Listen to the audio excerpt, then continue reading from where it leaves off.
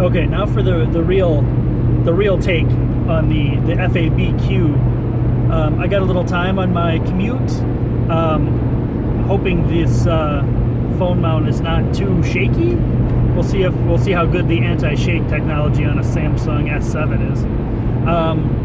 So this is kind of a cool thing. I haven't had time to watch many of the videos, but I did catch Alex's, which I thought was pretty interesting.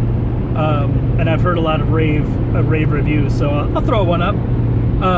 So let's do it for real. We'll anti-pico this one, and we'll give you the long form version.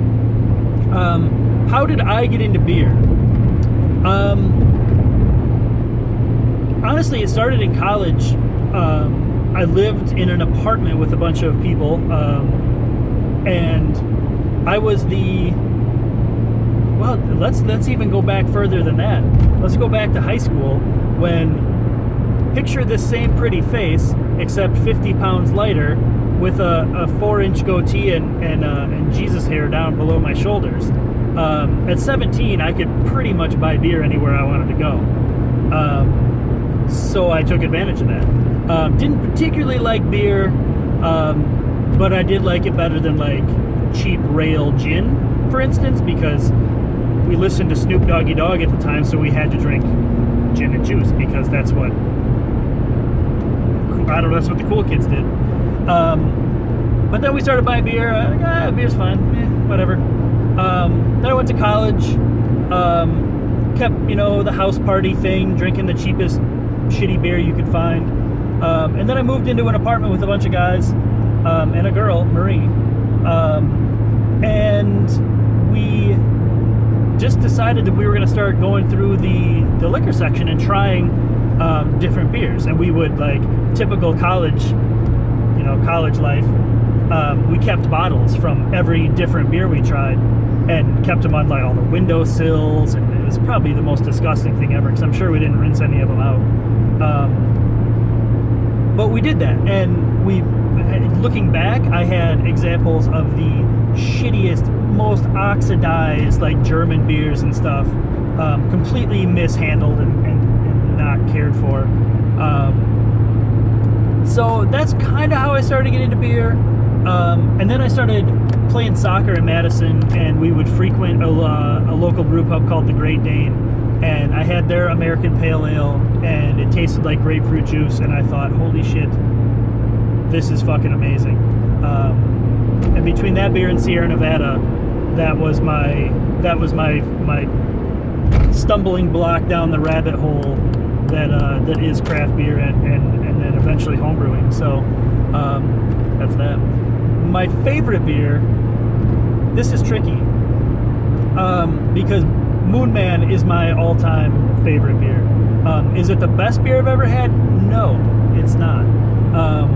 That distinction maybe is Todd the Axeman, which I'm a big fan of. Honestly, I just had a beer last night called Good Good that Ryan sent me. That beer is fucking ridiculous, and I would love to have that in my fridge every day. Except then I found out it was 9%, and I wondered why I woke up with a crazy headache. That's probably it. So Moon Man would be my favorite beer. And honestly, it would probably be my question 3 as well. My one beer forever. Moon Man would totally be my desert island beer. It is solidly drinkable. You can sit down and drink a bunch of them, and you're fine. It's hoppy enough. It's balanced right. For me, that beer might be the perfect beer. So that Moon Man. Let's go Moon Man again. Question 4. How do I stay healthy? Healthy. Stamp healthy like Chivas Regal. If you haven't seen the old Alabama Fights, the introduction of homebrew legislation video, I'm pretty sure it's on Chip's channel on Chop and Brew. Or maybe it's even a Brewing TV thing. It might even be that old. But go find it. It's hysterical. But how do I stay healthy? I eat well. I eat well, but we eat, like I try and teach my kids all the time that we eat real food. We don't eat a lot of shit out of boxes. feel like I try and teach the boys, like, when you eat, you should be able to see where your food comes from. You should see it in its rawest form. Which, when I told them where Jell-O came from yesterday, they freaked the fuck out when I told them Jell-O was made from cow hooves. I don't even know if it really is anymore, but that was a good story for me. And Jonah was like, never again, never will I touch Jell-O. I know he's full of shit because he totally will eat it, but so that's kind of it. I used to play a lot of soccer. I wish I still could play a lot of soccer, but my knees have went basically to garbage.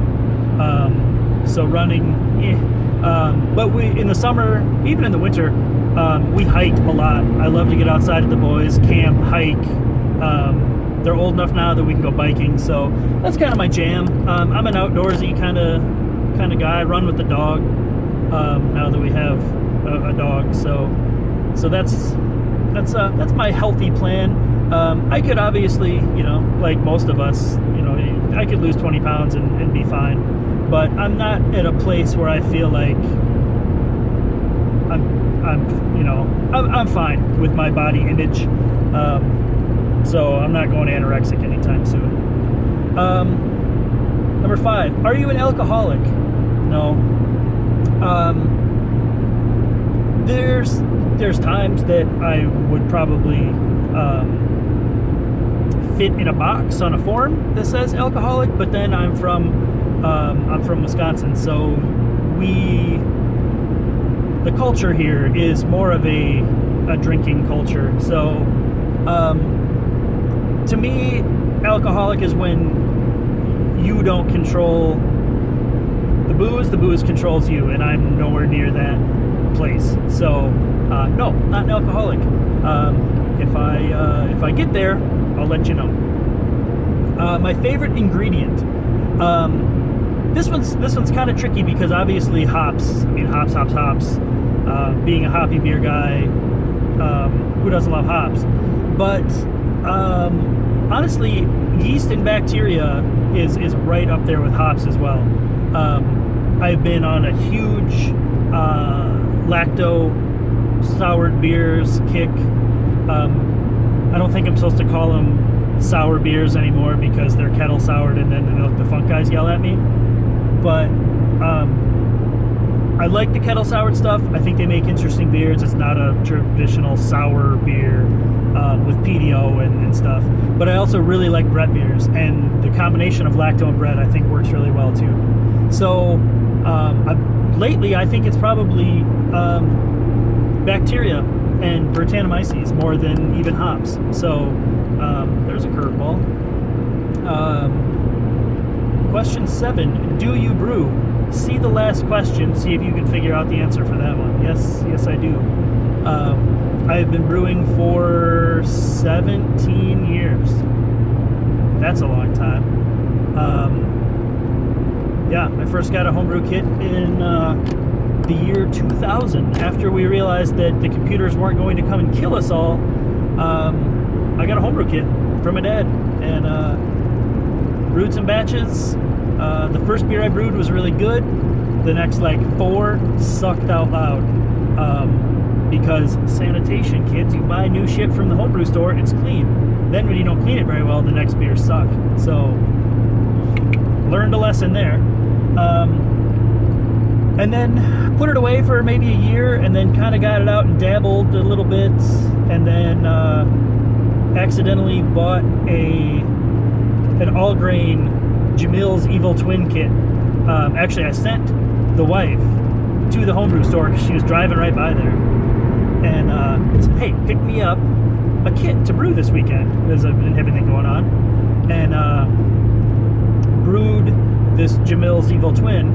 But she brought home a huge bag full of milled grain that I didn't have a fucking clue what to do with. I considered taking it back. I even called Northern Brewer and said, "Hey, got this all grain kit, don't really know what to do with it. Can I come back and swap it?" They're like, "Yeah, absolutely." And then I said, "You know what? No." I'd been listening to Brewing Network. I'd been, kind of spooling up to, I've been reading a lot, and I said, "Well, fuck it, let's try it." So I brewed my first all grain batch on a whim with a cooler mash tun with just a cooler, no drain in it. I rinsed I used a Pyrex measuring cup, and I poured everything through a wire mesh strainer, and that's how I brewed my first all grain beer, and it came out fucking amazing. It got Aaron Gross into brewing beer. It got Dan, Adam. I got a couple other guys. Like, I had a keg. I didn't have a keg. I bottled it all. And we had a party at the house, drank all 5 gallons in a night. Everybody was like, this is amazing. I was like, it really is amazing. That did it. That set me right back on that sent me so far down the brewing rabbit hole, it was ridiculous. And we still haven't pulled out of that death spiral. So my first beer most likely was either a red, white, and blue, which they don't make anymore, but if you remember red, white, and blue, that was some shit. Could have been also maybe an Olympia, but I doubt it. It was probably red, white, and blue, or a Budweiser, but I'm guessing probably red, white, and blue. My grandpa drank beer, not a ton. He wasn't like a drinker, but he loved to have a cold beer on a hot day, because who doesn't? But he would always buy the literally cheapest beer he could find, which would normally, at least in my recollection, was red, white, and blue. Which I wish they still made. I've run across some old cans in stores and stuff. But yeah, red, white, and blue, first beer. Who do I look up to in beer? This is a tricky one, because there's so many people. Charlie Papazian, obvious answer, because I really think without him, the whole homebrewing thing would be so far behind where it is now, if it even existed at all, honestly. He saw something, 30, however many years ago, and threw himself into it, which is crazy. I wish I had the fucking brass to do it. So Charlie Papazian, for sure. There's other guys, the Jamils of the world.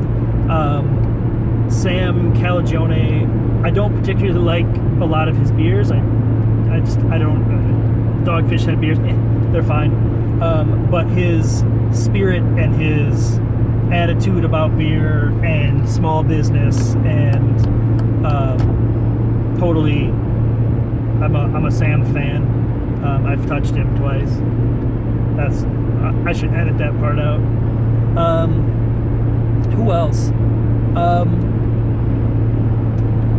People, man, just the people, the Michael Tonsmeyers, the people that in the AHA that put that kind of stuff on, those are my kind of people. I just realized I'm filming this in portrait mode, and this is going to give Aaron a fucking conniption. I don't know, whatever, it is what it is. It's the way it's getting put up. So yeah, so just the people, like, who I look up to? Homebrewers, because it's rare to meet a bad homebrewer. I mean, look at this nerdy bullshit that we do on the internet. It's asinine that I can be like, I consider so many of these guys actual friends, and I've met a few of them in person, but most of them not yet anyway, not till June. Let's do it. So yeah, that's it. That's who I look up to. I look up to you guys. Don't look up to me. I'm an idiot. Last question, the bonus question. Probably the question I get asked most is what does Yondu mean? And really, if it comes down to it, Yondu is a way of life. Yondu is a word, a term, a phrase that can mean anything. It started out from a night where a bunch of us were together, me, Aaron, Adam, Dan, Val, a bunch of guys that always hung out, the families hung out together and stuff, and we were having a Asian cooking contest, which of course involves sake and beer, home-brewed beer, commercial beer, and we're all sitting around a table, and Aaron went on some rant about hops, because our friend Dan was a big Belgian beer guy, big malty beer guy, wasn't really feeling the IPA, so he was just, all American beers are just bullshit, 500 pounds of hops, blah, blah, blah. And Aaron went on the most beautifully crafted 15-second rant where he was so emotional that he lost his ability to speak. And he ended this sentence with, Yandu! And nobody knew what it meant, but it was one of those, like, light bulb moments where it said, yes, Yandu indeed. Yandu to everything. So, Yandu can mean congratulations. Just had a kid. Yandu. Yandu can mean anything. It's kind of like the word fuck in that way, where fuck can mean so many things. There's only one stipulation with the term Yandu. It's traditionally followed with the "you're damn right." So, hey, you had a kid. Yandu. You're damn right. The "you're damn right" is really an integral part of the puzzle. It's one that doesn't get translated in his videos all that often, but I think it's worth noting. Aaron and I have long talked about doing a like how to Yandu video, and maybe someday that'll happen. Normally we get together and hijinks happen, shenanigans ensue. But it's always, Yandu. It's good. Another translation could be, fucking hey, man. Yandu. Fuck yeah.